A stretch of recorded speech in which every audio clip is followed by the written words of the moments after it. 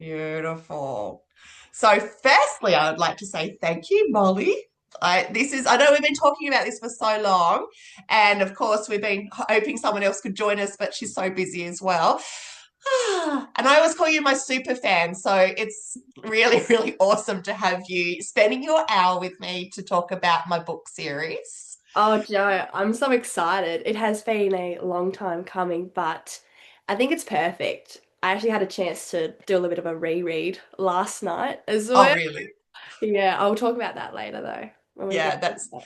And it's good timing for me too, because now I have written the third book is in its first format. And I call that kind of the skeleton format, where the plot's been popped down.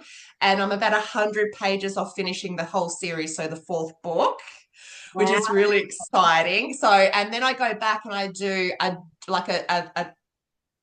almost like a thickening, almost like putting the skeleton with its muscles, Mm. putting it with its brain, its soul. So that's kind of my second rewrite, and then it's like the boring editing stuff. Yeah. But I actually quite enjoy working with my graphic designer because she's amazing, and that's the fun stuff. Like everything I've ever said, like I want this, and this, and she's always been able to create it, which is so amazing. And so I have been already advertising what the third main book and the fourth main book will look like as well.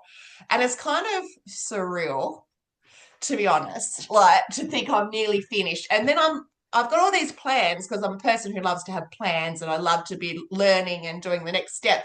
But it's like, oh, how do you stop something that's been in your brain for, well, started in 2011 or 2010, it could have even been. Around the time mum died is when I started writing it. So she died in 2011. But then I get that confused because, she used to say you're a long time dead, and it's been like 16 years now, so, or 15 years. So it's a long time to be one without my mum, Yeah. two, still writing a book series. So it's incredible, really. And then I get my super fans like you who love what I write. I definitely didn't write it to be famous. I think everyone wants to be famous. You were, oh, I hope this is going to be number one. But if I'd done that, I wouldn't have written the series that I wrote Mm. because I've basically done everything opposite. Like, don't be too detailed. Well, it's full of details. It's beautiful, Joe. Like, don't be too graphic. I I put sword onto Chat GPT to get some advice.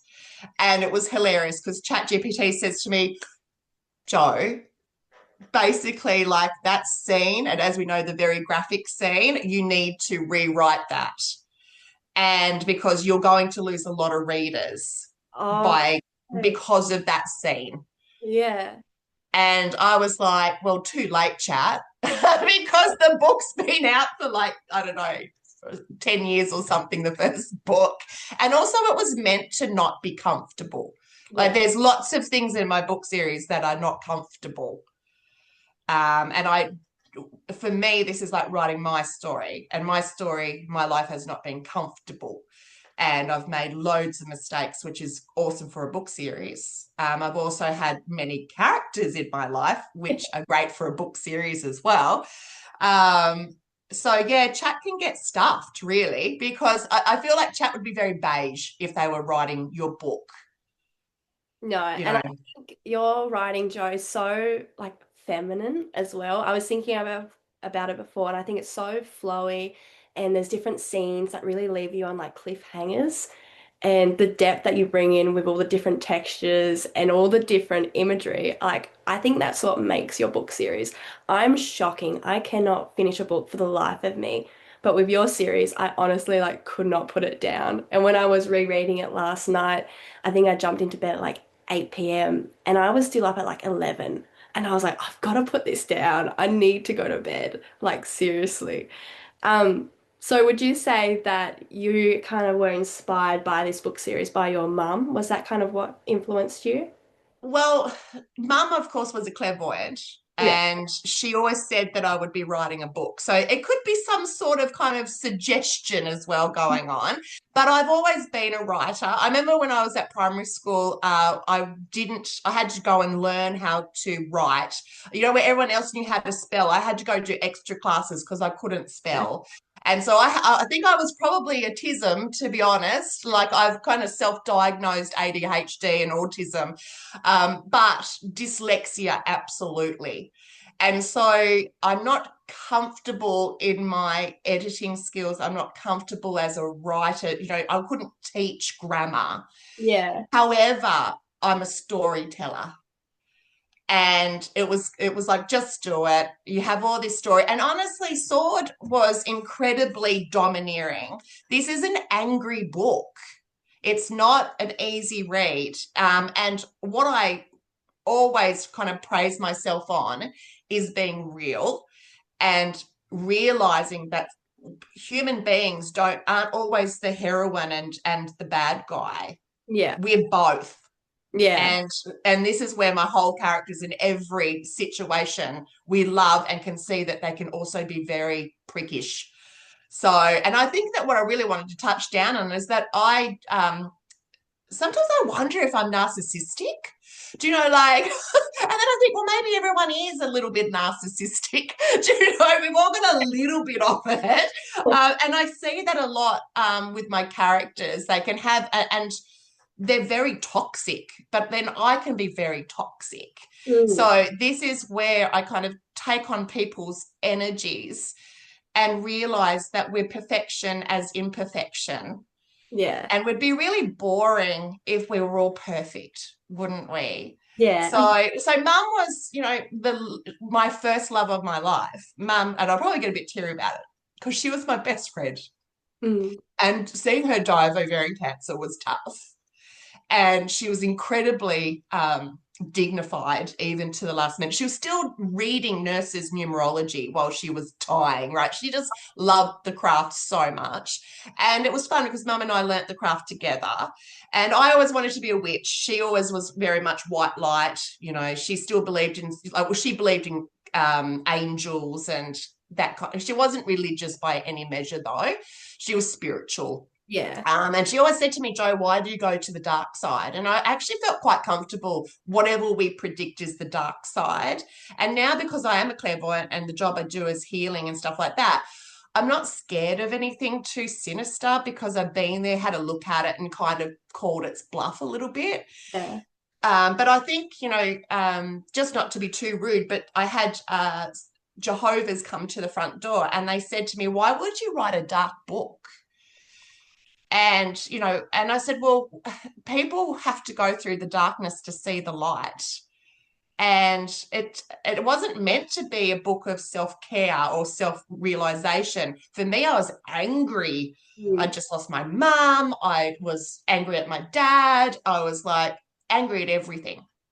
I'd got sick and I was working my ass off. I was a single mum. And you can see that in the book series, just how angry I am. And a lot of people put it away because of that. They're like, oh, she's angry. She's been very hurt, this woman.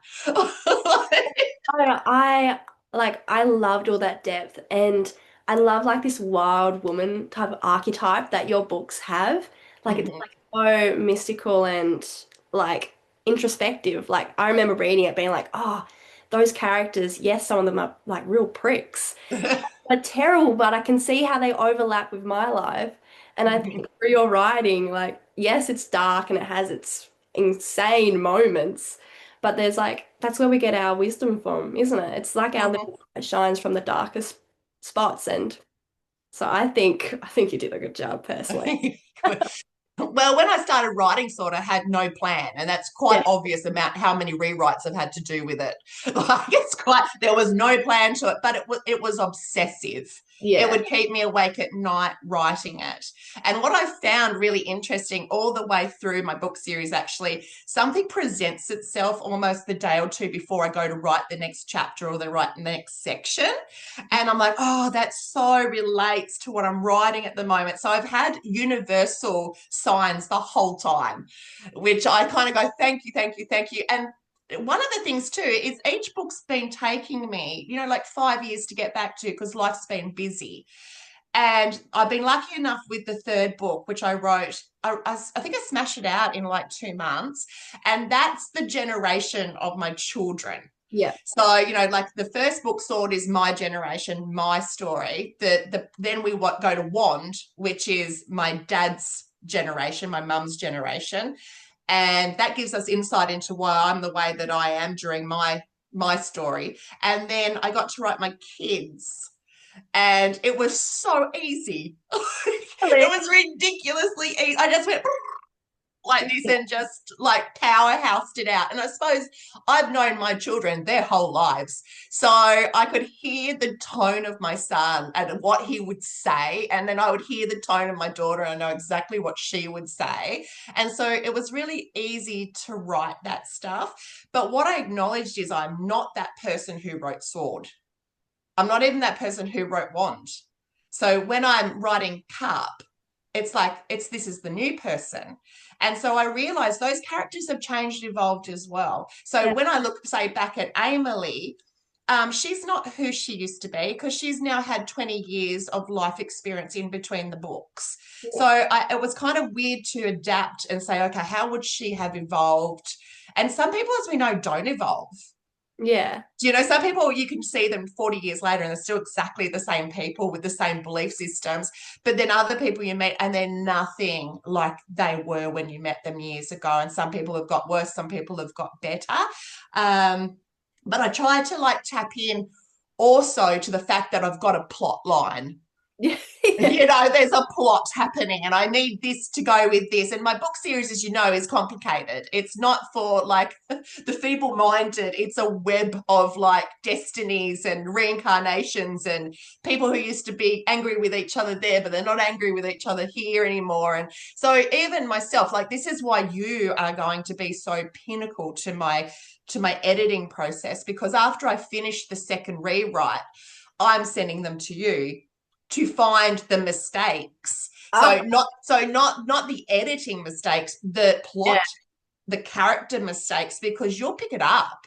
And you might say to me, look, I get where you went with this, but I don't think that character would do that actually. And then that gives me some time to think about stuff. So this is where like super fans are the most important. I would love to do that for you, Joe. I would love to do that. Yeah. Because I'm reading it and like your writing does, like it jumps around onto different scenes. And I think that's like one of the reasons it's so hard to put down. But I love like reading it and then going back and be like, oh, hang on a second. That was in Sword and it's in Wand now. And that makes so much sense. Like I love the clarity that each book brings. But yeah, so insane. When you're writing characters, though, I do have a little bit of a question. Do you write them down on a piece of paper and kind of build the environment, build their inner landscape, or do you kind of do it intuitively? Luckily enough, in Sword, most of the characters I wrote about are real people. Yeah. So, not their complete self, though. So, Yeah. I would grab like my best friend, maybe a story that I need to be told, and then some parts of myself, some parts of this, some parts of that. So it was really easy because I had a lot of information to build with. But because Sword had no vision, I just had to intuitively let it just come out of me, and whatever came out, came out. And that's why it was such a mess when it was first written. I mean, now it's a totally different story because once you've written a few books, you know what a format looks like, and as you know, my chapters are large, but because I think someone once said to me, I write like God. So it's called God narrative, where I talk from each character's perspective. Yeah. I don't just have one character. So it's all these little characters. So I was really lucky and Sword that I had that wealth of information to dive into, because what I would have been 34 or something when I started, 32, 34. Do you know that seems crazy? Time goes so fast. You blink and now I'm 50 this year. It's like, what? But with Wand, I was just came out of a very abusive relationship, was living in the old schoolhouse, And there's a scene I wrote, but it's primarily something one of the characters says, which it doesn't matter how big the house is built. It kind of can't take over the fact that there's no love within it. So it doesn't matter how beautiful your home is. If Mm. there's no love, it's not a home. And I loved that house that I was writing Wand in. But of course, the bank wouldn't let me keep it. So I had that heartache as well when and I had such a plan. I wanted to have weddings there. I wanted to hold witchcraft festivals there. Like I had such a lot of ambition for that place. So Wand for me was it was sadder. That was the year that I contemplated suiciding because I'd lost everything. I'd lost all my finances at the age of 41, and had to start from scratch. But I was surrounded by some beautiful friends. Hiking saved my life. And then I was able to sit down and think about the things that I'd gone through since writing Sword. So I then had like a world of wealth and emotions to write those characters. And in that time, I had solved and come to peace with my feelings towards my dad. Yeah. So what I'd learnt in that was that dad actually isn't really the problem. Dad's just being dad. It's that I didn't want him to look like he looked. I Mm. wanted him to be the father I wanted him to be. And that's when I realized I had to make changes. And it was such a transformation because then I went in and talked to dad one day. And I remember he was on to one of these kind of toxic conversations where he was like really hating. And the old me would have been very reactive and would have said like this and just stormed out and had a big little tantrum, which I'm very good at having. But I actually just sat back and realized, all the healing I'd done, that people don't always speak what they actually mean. And so I just said, "What's wrong, Dad?"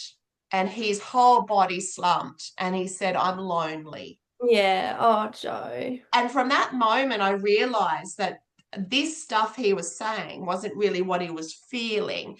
And that changed our whole relationship. So dad's like my bestie. And so he helped me write Want. Yeah. I was like, okay, how does a tractor work? Because I don't know how a tractor works in 1945. And so he would give me all this information. It blows my mind. My dad is 86.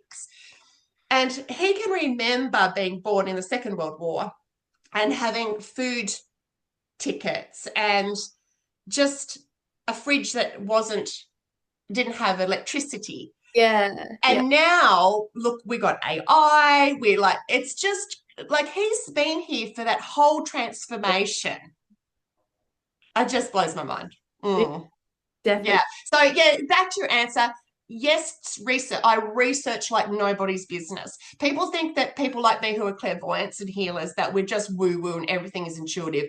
No, I research everything. My whole life is research. I research the things I don't agree with because I always say you don't really understand who you are if you can't understand someone else's concepts. Then it's like in my 20s I used to get really upset when people had a crack at me about being a witch.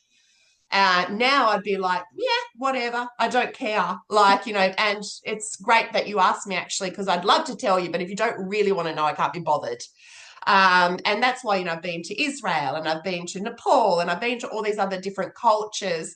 I went to church for 2 months a couple of years ago, really losing my faith in witchcraft, wondering if I was changing into something else. And bless their cotton socks, 2 months at church, I was a witch again. So, and that's another thing. My sense of humor is very black. And so you can see that right through the book series. My sister said to me, when there's something really dark in your book, you'll hit it with something funny. And I said, no, I didn't know that I did that. So yeah, it's a little, and sometimes I look back and go, who wrote that? Because I don't remember writing that. That must have come out of something. One thing I have learned is that I need to stop being like getting too much research done instead of just flying on the seat of my pants a little bit, because that's when actually it really does come together. So I need to trust more of the natural flow and that's been most of my problem in my life, is that I micromanage. my life, not other people. And then I don't let it naturally fall out. Mm. No, beautiful. I know you shared on your Facebook a couple months ago the emotional toll of writing the book series. Was there any point of writing even your new ones that you just thought, oh my God, I can't do this. It's too much. Did you ever get to like that point where it was like really stirring and things felt, It's raw, my book series, because I'm raw as a person and I'm blunt. And, I used to blame that on being a Scorpio. But I think I'm going to blame that now probably on ADHD. Like, we'll just blame that on something else. See, that's that narcissistic side. When I had that cry, that was, I'm going to get even upset about that. That was my mother, the mother in me talking to my children. mm, And it's tough because uh, you love your children more than you love any, like you would die. Well, I would die for my children. I always say to my daughter, because I hemorrhaged after her, and I always say to her, you would have been worth dying for because I gave you life. mm, And she hates me saying that, but it's true. You would give life for your children. And as a woman now in my 50s, and I have adult children, looking at them and seeing them in pain or looking at them struggling. And it's like, well, I should have done a better job oh, and prepared them. And so that part I was writing in the book series was my kind of saying I could have done better, but I did the best I could. And so that was real, as you said, it's the most important thing in my life is my children. And they are beautiful and special and talented. Like nobody challenges like me, like my son does. Like he drives me nuts. As he's just so smart and doesn't realize just how clever he is. He's so intelligent. And Neve, my daughter, she's just beautiful. And she's honestly, when I carried her, I have never felt such peace. mm, Like she's my rock and my best friend. And seeing her not, because everyone struggles, it's normal. But as a parent, we think it's the hard bit to get them to 18. And I celebrated when I got them to 18 because I honestly didn't think I was a good parent. I thought I could accidentally kill them accidentally. Like, but then it's just a different space. Having adult children going into different aspects of their life. And now they give you advice now too, which is amazing, even when you're not asking for it. So, but they also, like Colin says, I do want to hear your opinions, Mum. It's just that he also wants to argue them. And I think because of all the triggering and trauma I've been through in my life, which is all through the book series, I can't have those heated debates anymore. Like my nervous system can't handle it. And I'm really lucky that I'm surrounded by not just a few, but many beautiful people in my life.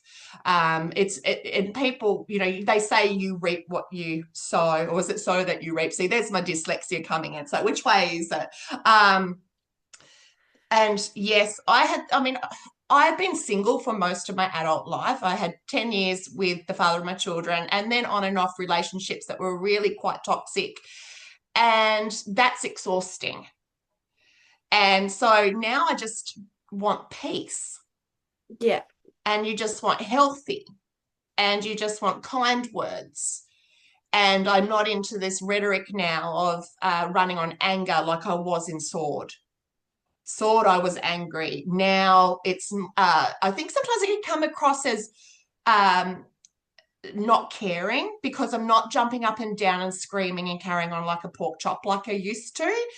It's now I just go, actually, I think COVID taught me this, to be honest. yeah. Um, my niece, she was one of the first to get COVID. She was in Canada. And I just went straight into like, oh, no. And then I thought, well, I'm not helping her being in that situation. So what I'm actually going to do is send her some healing, Yeah. which she felt and she recovered and she felt amazing. And that's when I realized that being still is actually very powerful, and not getting caught into the rhetoric of what's happening at the moment in the world as well. I'm watching it. And the scary thing is, it's in my book series. Like, I've been writing this for years, this kind of coming of the end of the world and how it would play out. And, I don't want to give up too much, but about the elitists and what they've been up to. That was in Sword. And I wasn't aware globally of that going on. I just must have instinctively known that that's what was going on behind the scenes, because a lot of my books about power. Yes. Yeah. It's loads of power. How much power do we have? How much power do people think they have? One of my biggest things is people give their power away all the time, and all we have to do is take it back. And we just need to be reminded of that, because I've been giving my power away forever.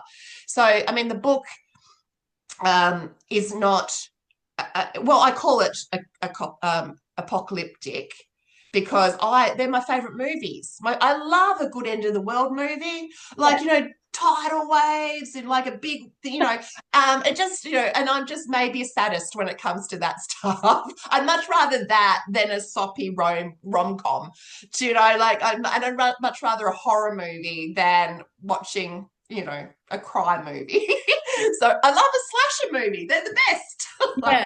So of course I was going to write everything that I love. Not that I'm running around. I'm really worried if I ever got audited, or ever got accused of something, because my research, I would be so done for.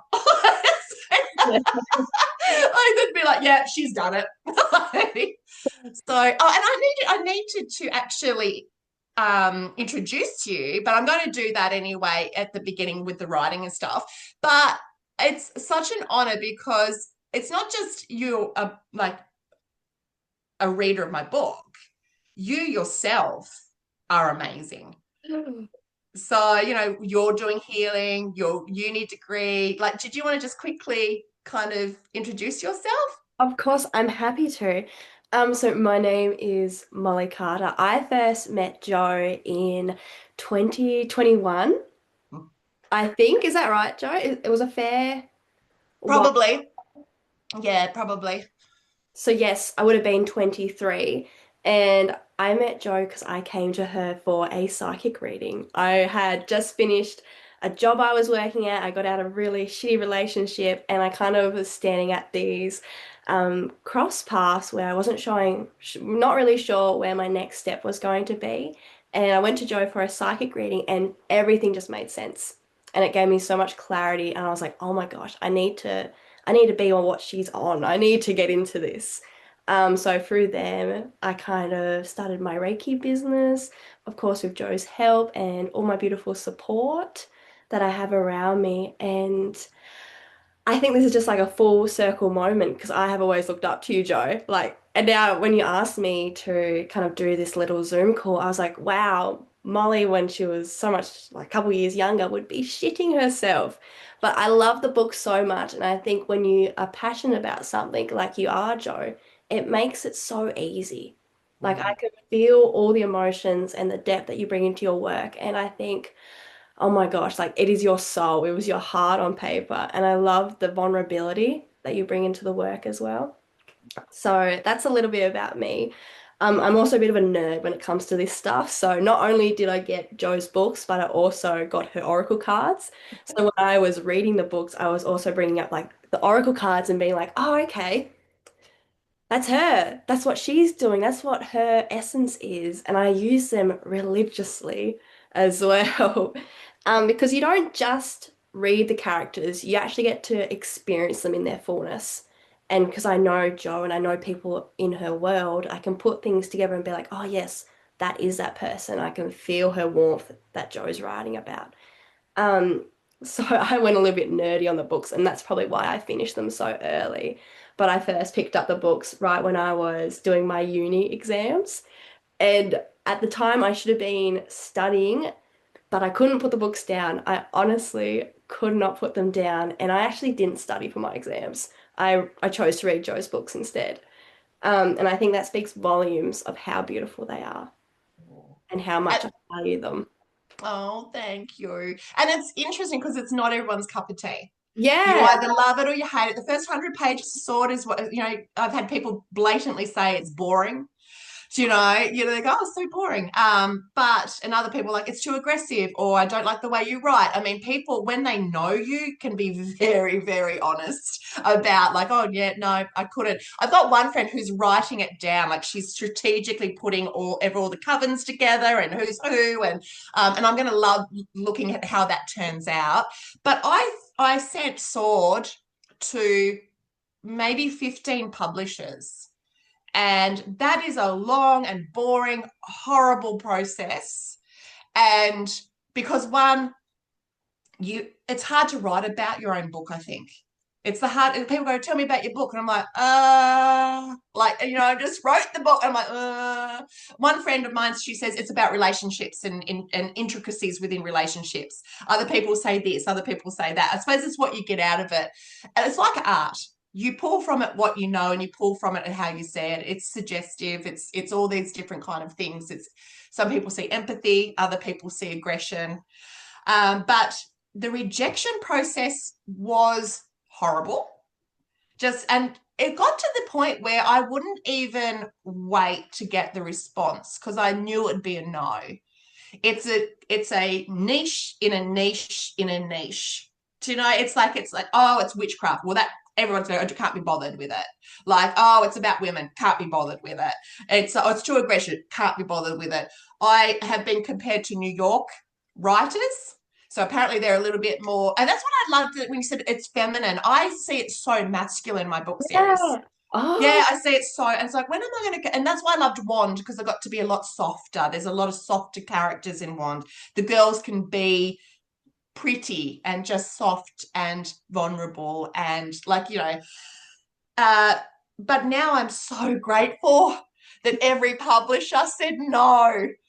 Thank you, thank you, thank you. Because it wouldn't have been on my time schedule. It wouldn't have been my story. And you can be an indie author now. So there's so many different things. I go through Amazon because it was there when I started. It's easy. The amount of rewrites and stuff that I change, it doesn't cost me a thing when I have to do rewrites. Others do cost you, but it's not for money writing, because unless you're really successful, there is no payback. It's a lot of money. It's a lot of time. Um, I would love it to be a Netflix. I mean, that would be my dream come true, a Netflix series. That would be so awesome.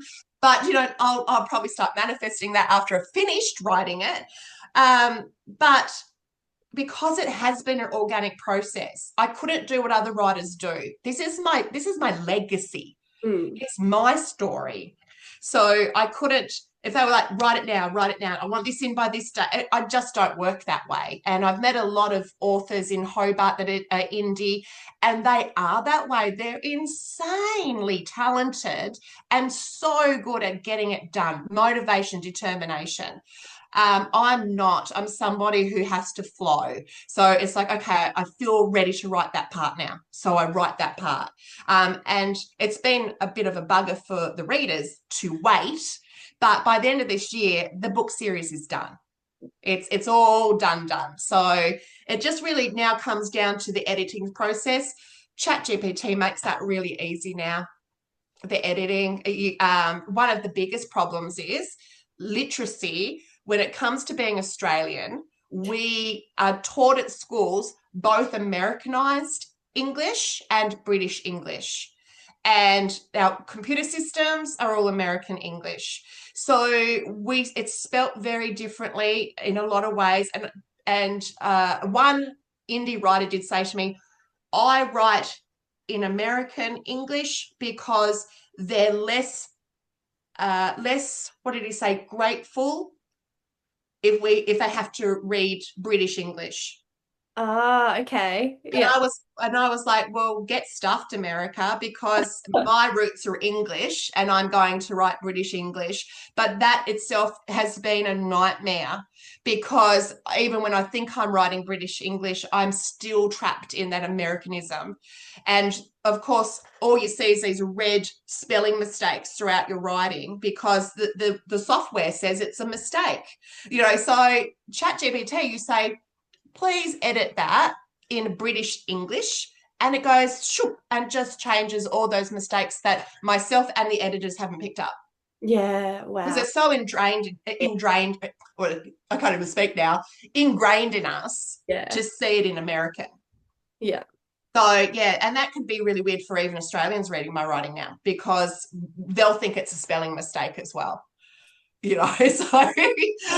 But it's been such a lesson of literacy and literacy, like commas. They're a Oh, nightmare. yeah. Commas are a nightmare. Where do you put a comma? And I over comma everything too, just to like, and then one thing will say, software will go, no, that's incorrect. And another one will say, no, no, it needs to go in there, and just like blows my mind. It's just, I don't know. I'm just a storyteller. So I'm hoping everyone is very patient with me as I fix these mistakes up. Uh, Oh, it's all good. mm. Beautiful, Joy. So, can I ask, which was your favorite character? Um, oh, I like Freya. I like Freya. And can you remember why you like Freya? So she's in Wand. Yes. I like how she comes into the scene and she's very innocent and Mm-hmm. doesn't have the full knowing yet, obviously because she's not awakened. But I like how she's very she's almost too soft for her own good. Yeah. She has a lot of power that backs her up as well, obviously because she is such a powerful witch. But I loved the little totem animal of the otter as well. I thought that That's was very cute. pretty clever, and Yeah. I actually loved how everyone's animals matched up so beautifully too. Yeah. I really appreciated that, Joe. Um, Yeah. but yeah, I love the scene where she's going into the library and she's talking to, is it Genevina that she's Yeah. Yeah. talking to? Yeah, Geneva. Mm. Geneva, sorry. And she's there, she's like, how many rows of books can you see? And she's like, I think it was for 13 or 12. And Genevina's like, I can only see three. Yeah. I was like, whoa, like that gave me goosebumps. And then when they're talking about the paintings and like, what do you think? It's like the Last Supper image, Mm-hmm. like what's happening here. And Freya's like, oh, it's about this and this and this. And I was like, I've never thought about it that way. And I loved how it brought in like this wealth of knowledge with her. And I was like, wow, she's so powerful and she's so young. And I thought that was like pretty spectacular. Yeah. All characters, to be honest, though. But she just Mm. jumps to my mind. And I love Freya too because she's one of my best friends. So, and she's a real book nerd. So Yeah, it made sense that she'd be the ancient librarian. yeah. Um, and and what was cute about Freya too, and that part, I love that you got that part because people have given me books 20 years ago to blow my mind, and I didn't get it. Mm, And then years later, I read it again and it blew my mind.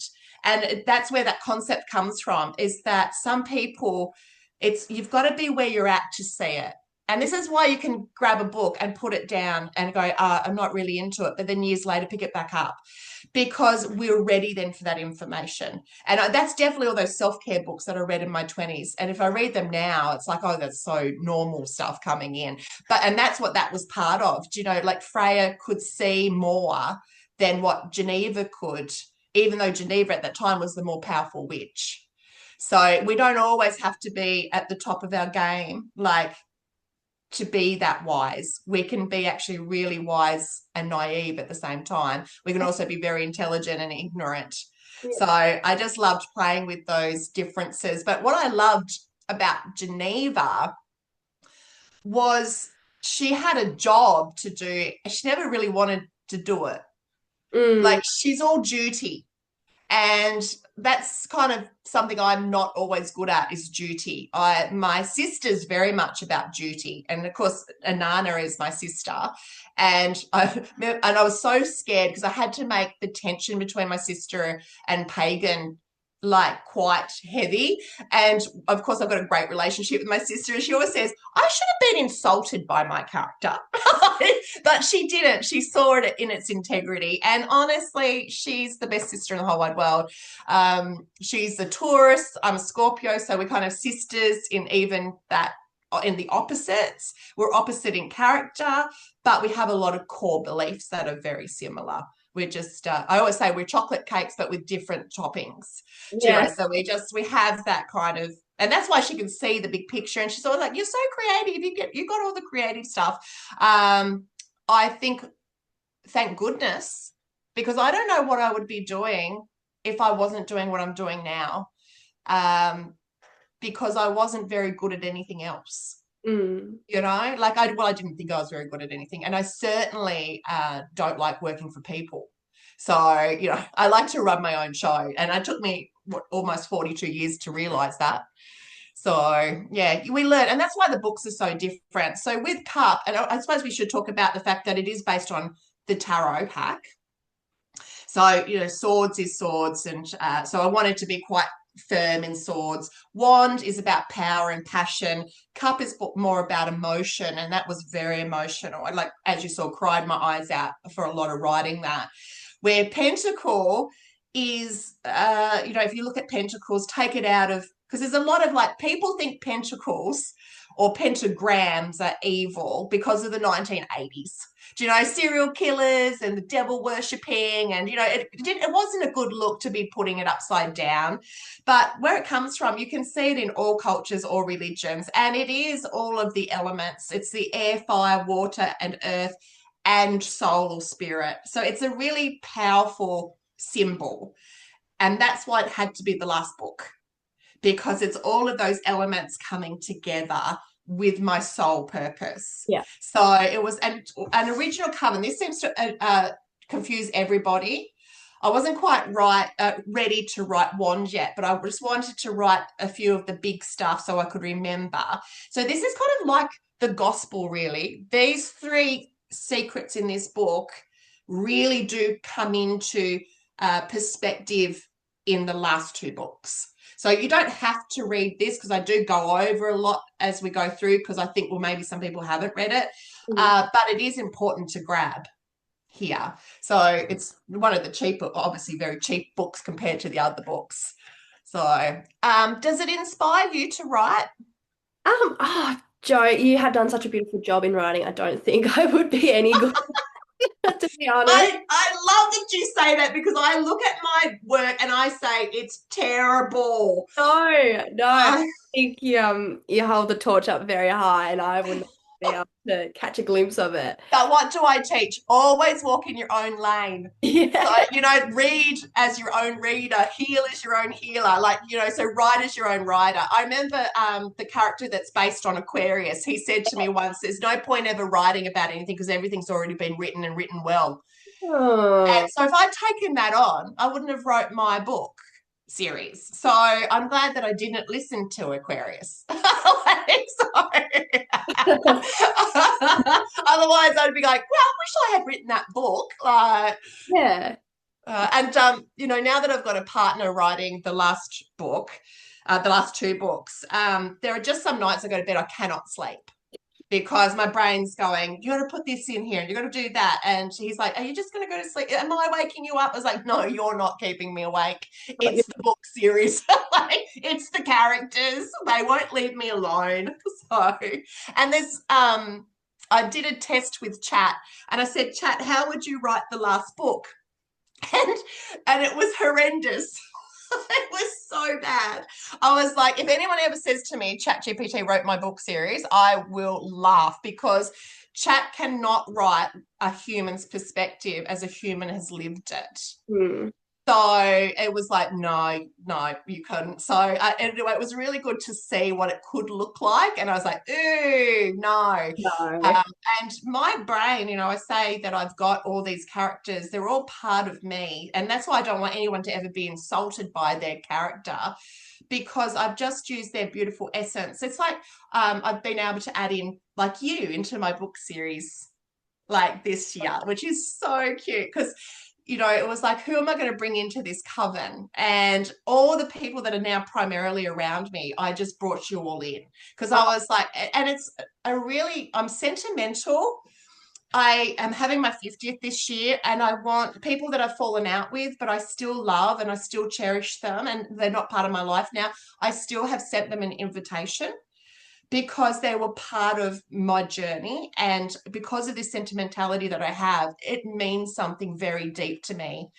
Obviously, some narcissists in my life are not invited because I have boundaries. So I like no, but everyone else who has, have brought something, a goodness to my life. But as we know, chapters end and new characters come in, and that's where we learn and evolve. But my love for those people is still very, very dear. So I think it's ironic that I'm finishing this on my 50th. Yeah, I never. Like, it's kind of like and then I can just go into my next stage of life. I've already like gone through menopause now, so I'm already calling myself the crone. So, and it's interesting who likes my book series. I thought it would be kind of more people like myself, obviously, because I'm the writer, but older women who, like in their 60s and 70s, were eating it alive. Oh, yeah.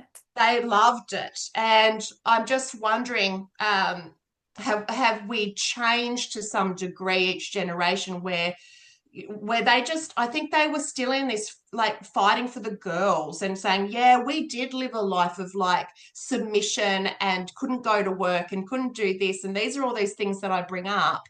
And also this bullshit that women are soft and cuddly. Yeah.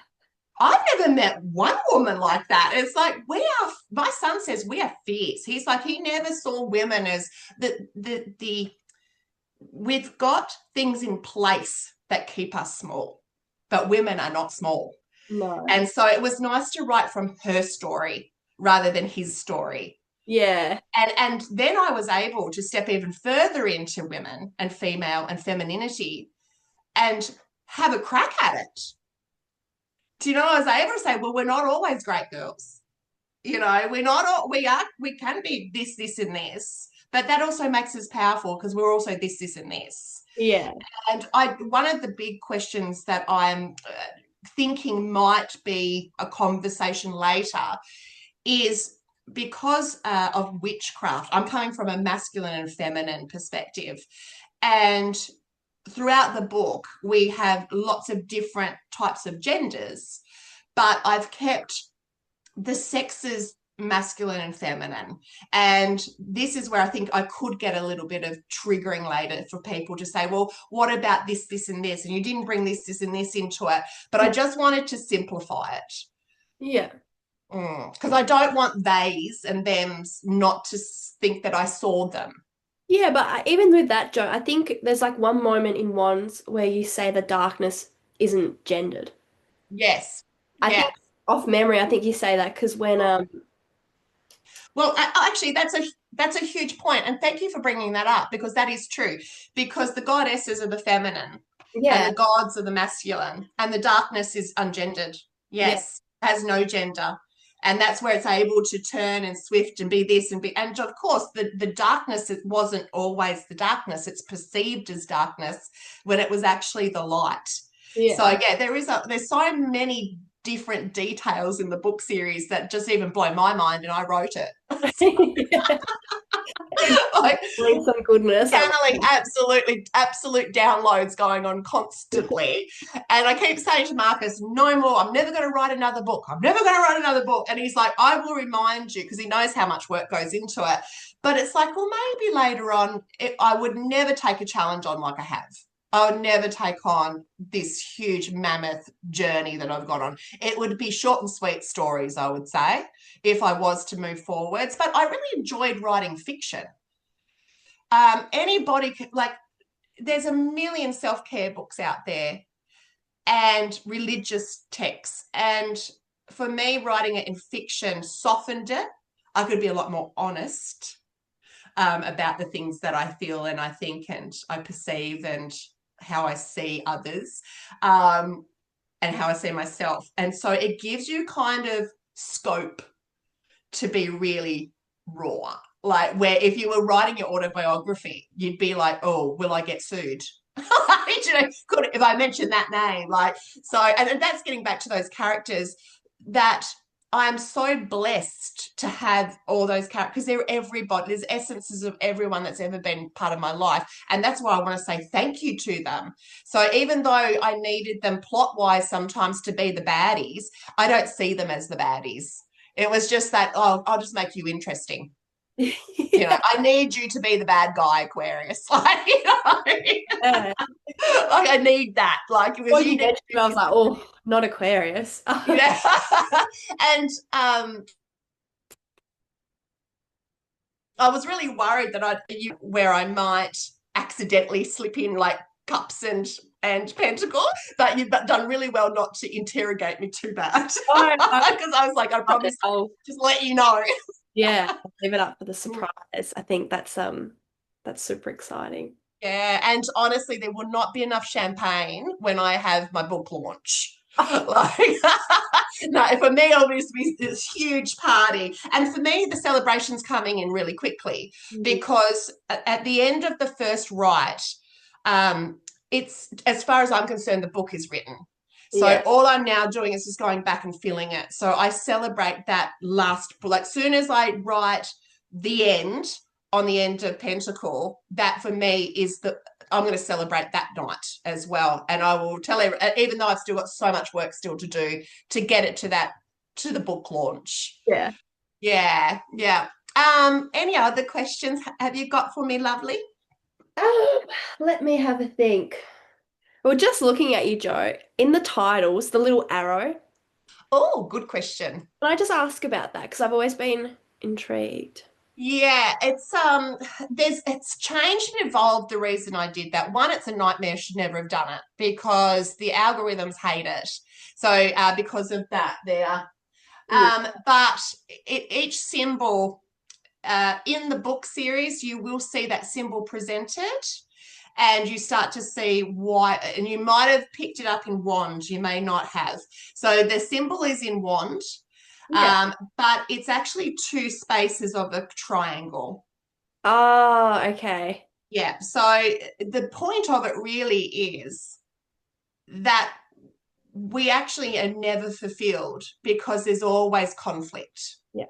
So it's kind of that, but it's also able to play with triangles as far as like sacred geography goes. You know, you can make triangles into diamonds. You can make them into, say, the rune of harvest. You could turn it more of the, so if you get 4 triangles together, you can start playing with it.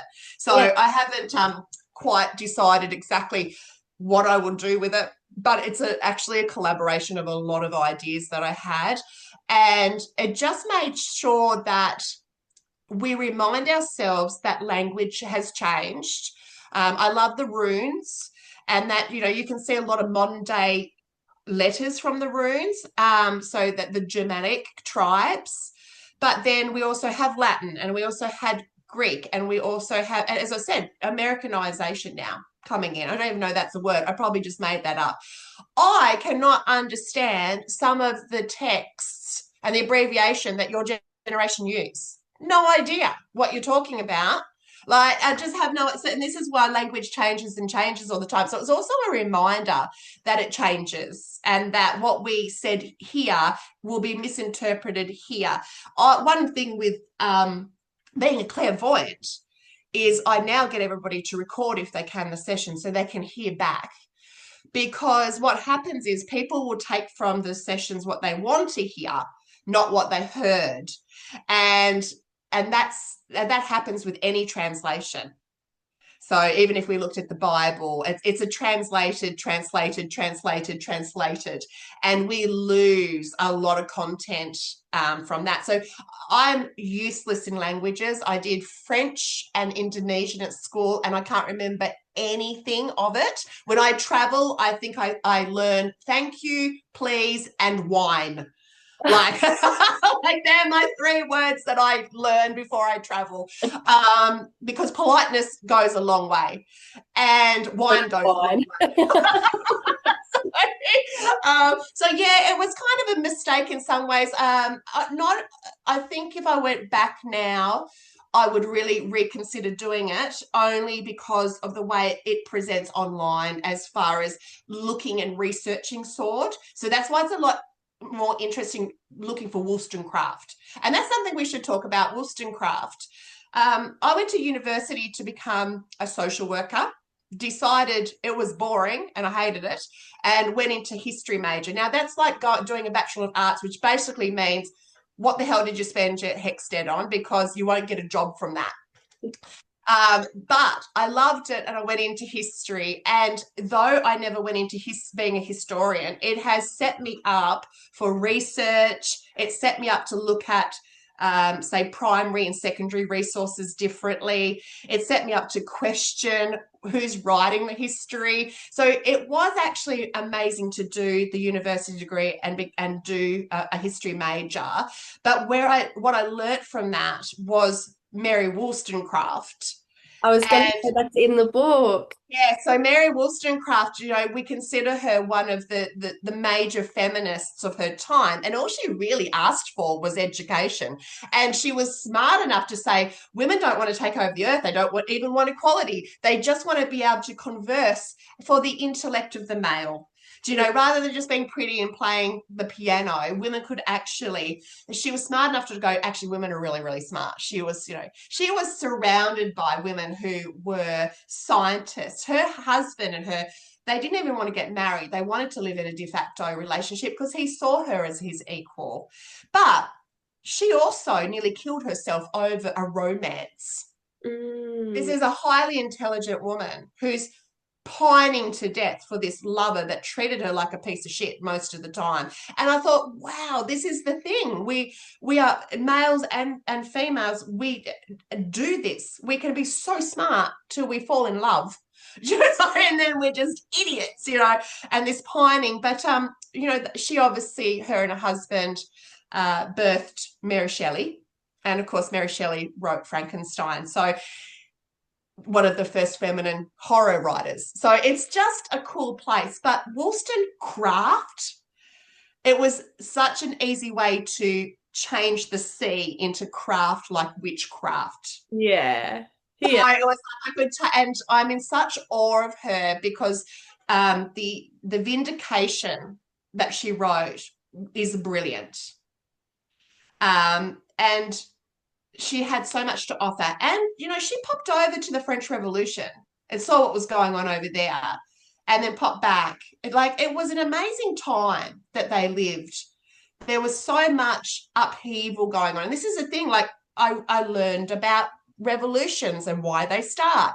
And so all this history that I learned and got a hex deck for has been part of my history here. And this is why you'll see a lot of it, like when they're talking about the Second World War and Wand, and Freya helps.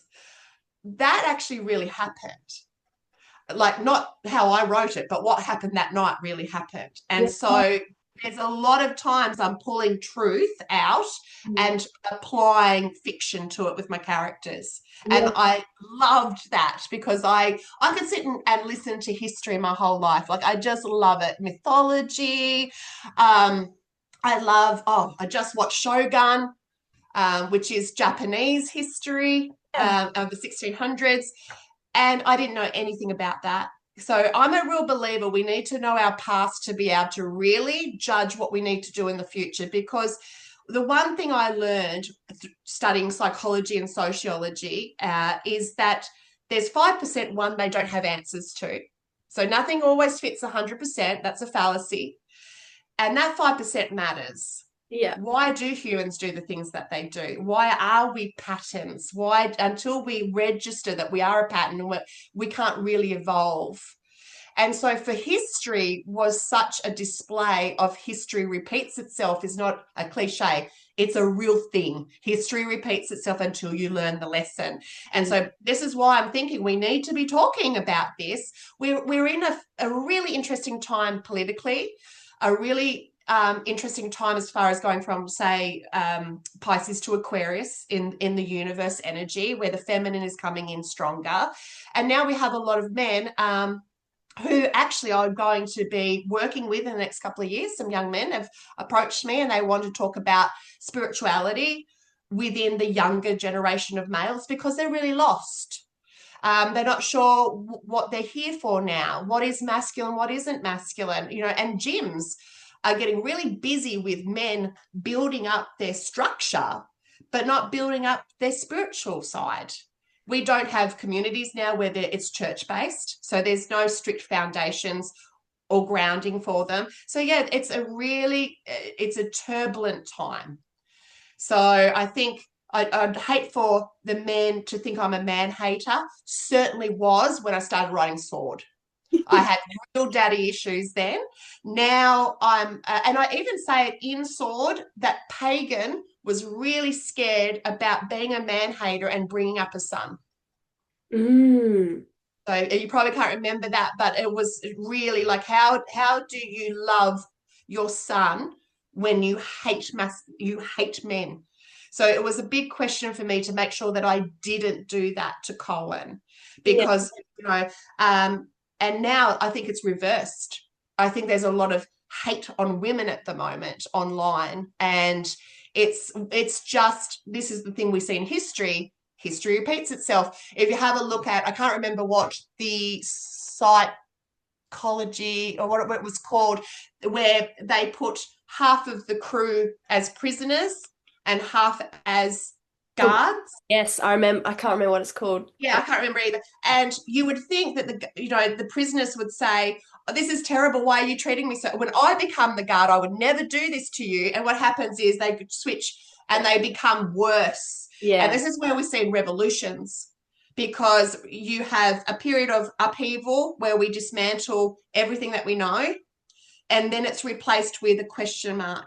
What does our new society look like? And that's when we get a age of terror. Mm. And this is where we go, actually, the past wasn't so bad. We just needed to tweak it. And I can see this brewing now. Like, so my thing is if there's going to be a revolution, it's always followed by an age of terror where more people suffer. And so I'm not really rushing into this World War III stuff because it's like what comes after that. But we are cycles. Everything is a cycle, and we've I thought we'd learnt from World War II, and I certainly hope we have, but we've got new psychopaths around, so it's interesting how it will play out. But this is where Freya's character is so important because she's a librarian. Yes. So one of the most powerful women on that really is the woman who can write. Language is more powerful than the word. Mm. So it's more powerful. So writing language is more powerful than the word. And Yeah. this is where, like, even with pragmatic stuff, if you were to talk to your boss, they can ignore you. But write it in an email, it's amazing how quickly you get attention. So it's like this can be held for a long time, and that's where the power of words is. So that's what I would love to teach, is that kind of passion for writing, but I couldn't teach you how to write. Like, I don't know where you put your comma and your semicolon. Like, I don't know. Like, let the editor do that for you. But I really am very grateful that we did this. Oh, thank you so much, Joe. It's And been, I could just talk and talk crap all day because I get so passionate about stuff. And what I think, I've always called myself a teacher of teachers. And this is where I think is my happy place, is that I get to teach now people who are going to take what I've got to teach them. And you're such a prime example of taking what I've taught you, but then I don't know, going into a different space, a bigger space. Is like, you are not a carbon copy of me at all. You are your own self. And I use you as an example to all my new students. I say, you have to hop on to Molly Carter's page, like, because she's amazing what she does. And this is what I love about knowledge, because it gets passed down and it changes. That's why I call myself a chaos witch, because my belief is learn it, then change it for better. So we don't want to be stuck in the same old, because there's no growth there. So, and then you're going to teaching now because, you know, you've become the teacher, and your students will take from you what they need to take, and then they will grow. And the world will be a better place for it. We need more healers. I hope so. I hope it will. Yeah, I absolutely. And I think we need to start. One of the big misconstrued concepts of me is that when people read Sword and didn't know me, they thought I was probably, some people said, I thought you were just goth. I thought you would look like this, and this. And then they meet me and I'm more bubbly for starters. And I'm like, la, la, la, hugs and kisses. I And love everyone's, the joke. It was like your shadow side. It gave me so much depth into your full being. I was like, oh, that's Joe. And now I can see yeah, the fullness. I'm like, she's not always this. mm-mm. Both. And it's like that beautiful scale. Yeah, it is. And that's the one thing I love about Egyptian mythology is their belief in how important a scale is, because, you know, they would mummify you and then leave your heart. So everything else came out, but the heart was left. And that's the first thing you'd have to weigh in the afterlife, was your heart. And if it was light as a feather, you'd lived a good life. Oh, Joe, I've got goosebumps. I know, it's So beautiful. and I've really thought about that. Life, it's not about being a good person. I think this is where some of the religious texts have taken it too far. This Puritan idea that we have to be wholesome. We're not wholesome. We are human beings. We are flesh, but we are also soul. We are as above as we are below. And um, with that, with the feather, for me, that feather represents that I feel that I lived my life according to my own values. And I've made a lot of shitty mistakes. I've hurt a lot of people. And therefore, to have a feather, it's okay. Well, I need to make amends. I need to say sorry. I need to be accountable, because it's not about not making mistakes. It's about being accountable, but also trusting that you did the right thing in that time and that you're learning. Mm. And I watch a lot of Morg. I don't know if anyone knows him on YouTube. He grew up in a very Catholic or Christian household. His knowledge is insane and he blows my mind all the time. And he's able just to deliver information without bias, which is one thing they taught me at university, is a historian now can deliver information without that bias. Like we can just look at Jesus, say, without caring if it was real or not, Yeah. Yeah. just bringing in the facts. So this is kind of what I love about being a historian or being excited about stuff. And mythology, I mean, my son, I never brought religion or my belief systems into my children's upbringing. I wanted them to find their own path.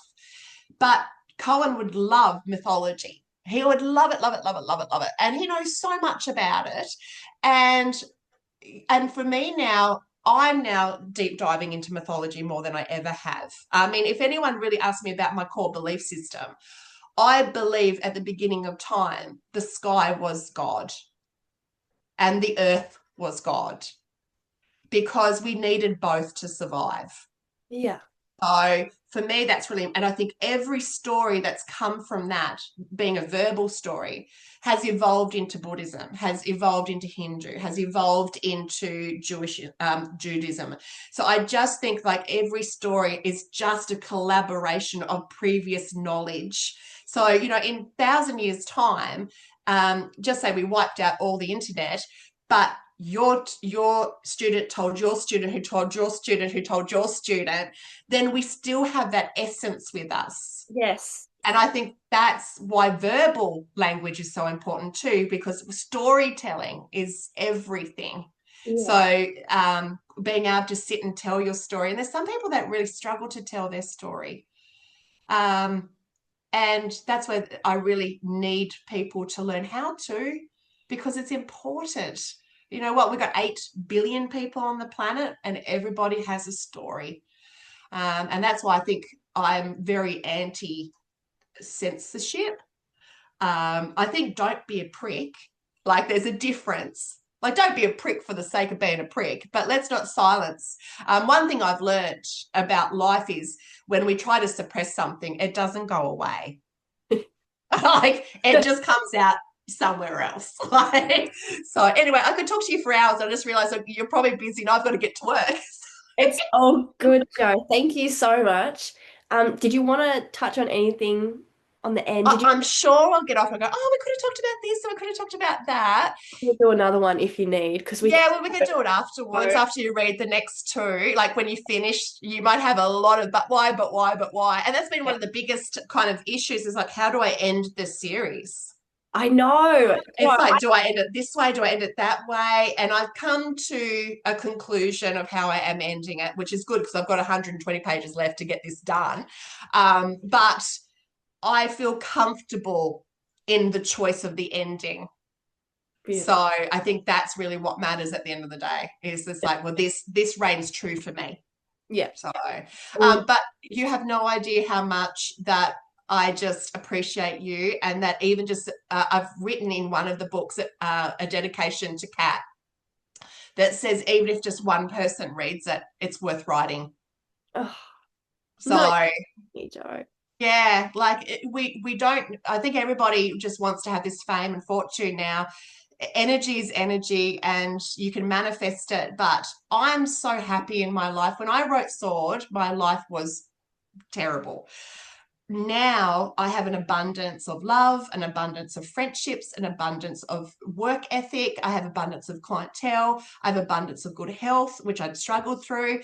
I have so much abundance that I now have no pressure on WollstoneCraft to do anything other than be organic. And that's powerful in itself. You know, because there's none of this like, oh, it's got to be, you know, none of that now. It just, I'm going to let it go and it will do what it does. Joe, I think the world's waking up. I feel like we're about to go through like a real wild woman phase where like women are coming forth and being like, no, that's not okay. That's absolute bullshit. I'm not taking that anymore. And I Yeah, think yeah, these books are going to help a lot of people step into that power because, like you were saying, stories are so important. They kind of guide the light for people. They yeah. obviously like illuminate the path. Yeah, they do illuminate the past. And the past is, and it's funny, I've always been a past lover, but now I'm also super excited about the future because Pagan in the first series, hello. Pagan in the series did like technology. She was really scary. Like she says, I can't even work the microwave, let alone what's coming. And I've so changed in the last 15 years because I'm now really excited about technology. You know, I've thrown myself into AI. I get excited about the possibility of where technology could go, but I also see the evils because everything comes in, you know, good and evil. It's both sitting in there. Like it's how we use it to, you know, and for me, it's made my life so much easier having AI. And I'm still waiting for this flying car that I was promised in the 80s.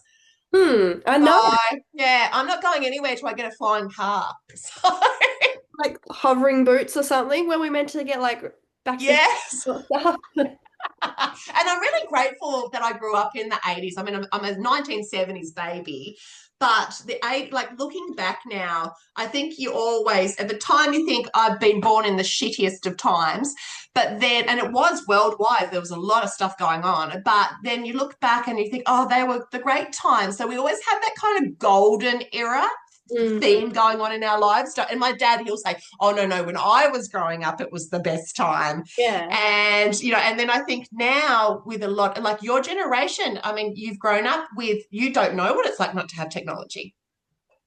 You have no idea. And now we're having to get rid of it because we're seeing how damaging it is to kids now. So it's a wild time. And I'm really blessed to be born now because I get to see it. And I was talking to my son-in-law a couple of days ago, and he was like, "If it goes to World War III, I'm out.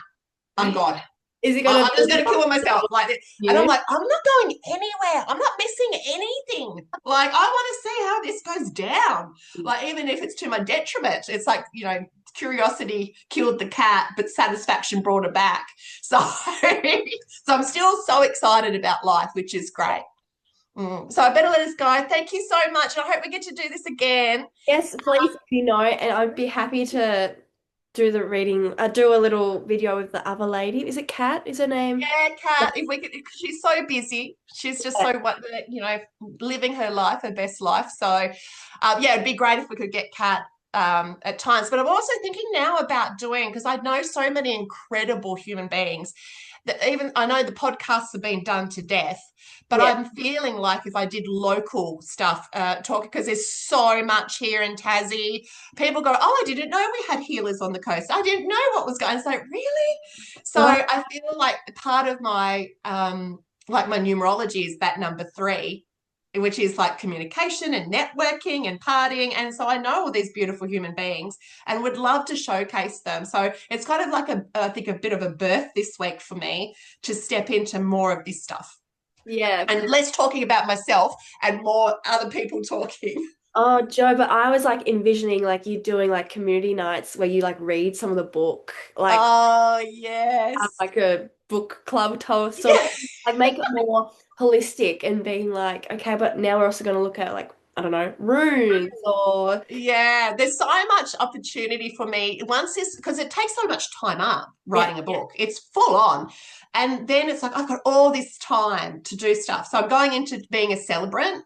Oh So yeah, I that's saw. celebrant. Yeah. So I'm going to get that so I can legally do it as well. And people, I've been asked a lot also to be a celebrant for funerals. Mm, Not, I would love to honor those passing. And of course, I come from a pagan perspective, so I'd be paganized.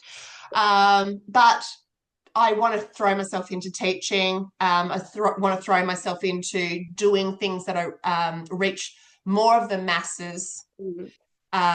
And that there's pragmatics around that too, finding spaces, Yeah, getting bigger rooms, yeah. that kind of stuff. So yeah, it's game on once this is done. It's game on. And hopefully we could do some collaboration as well. I would love that. Oh, I'm so excited. It's gonna Yeah, be amazing, Joe. You're gonna you once you will. finish all this, you'll have so much spare time. I know. And when I'm bored, it's chaos. So I'll just learn. If I'm too bored, I'll just learn to. Well, what I do is I just create drama. So it's best that I just create goodness instead. All righty. Thank you. Thank you. Thank you so much, Joe. I hope that was Okay, I'll let you turn it off because I don't want to touch it.